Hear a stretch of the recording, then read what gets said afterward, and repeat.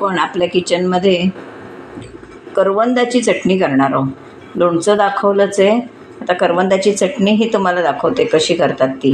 हा सीझन आता करवंदांचा वगैरे सीझन आहे, मग या सीझनला जे जे काय करता येईल ते करायचं म्हणून मी ही करवंदाची चटणी पण तुम्हाला करून दाखवते। त्याच्यासाठी घेतलं आहे म्हणजे काय, हे वाटीभर खोबरं घेतलं आहे, कोथिंबीर, नंतर मीठ, साखर, लसूण, करवंद आणि ओली मिरची असं साहित्य आपलं आहे। ह्या 2 मिरच्या घालणार आहे, एवढं आपलं साहित्य आहे। तर आपण हे छानपैकी करवंद मुद्दाम अशी चिरून पाण्यात टाकली होती म्हणजे त्याचा चीक जाईल म्हणून, तर मी ती पाणी काढून टाकते आहे। करवंद शेवटी घालणार आहे। आधी खोबरं,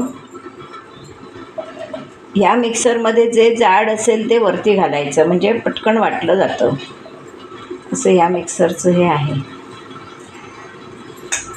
साखर, मीठ, आज लसूण आहे, नाहीतर मग आपण हिंग किंवा जिरं काहीतरी घालतो, पण आज लसूण घालते त्याच्यामुळे इतर काही घालणार नाही आहे। आणि हे आता आपण वर करवंद टाकणार आहोत। छान अशी भाकरीशी आंबट गोड अशी चटणी होईल, तर मी ती वाटून घेणार आहे। त्याची चटणी खाण्यासाठी तयार आहे। आता ही चटणी आणि आपण ज्वारीची भाकरी असा आज आपल्याकडे मेनू आहे, आणि बरोबर छानपैकी गरमागरम चहा।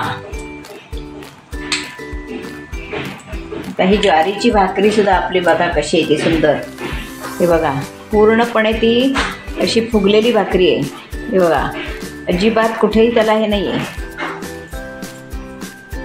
अशी आपली पूर्ण भाकरी आहे फुगलेली, अशी ज्वारीची भाकरी आणि बरोबर चटणी हवं तर, आणि हा चहा आहेच, बरोबर चहा।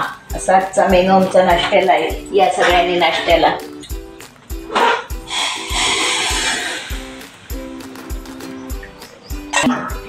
आणि भाकरी असा आजचा नाश्ता आहे। चला तर मग या सर्वांनी नाश्त्याला। तर ही मी चटणी कशी केली हा माझा व्हिडिओ तुम्ही पूर्णपणे बघा। माझा व्हिडिओ जर तुम्हाला आवडला तर लाईक करा, शेअर करा, सबस्क्राईब करा, बेल आयकॉन बटन दाबायला विसरू नका। धन्यवाद।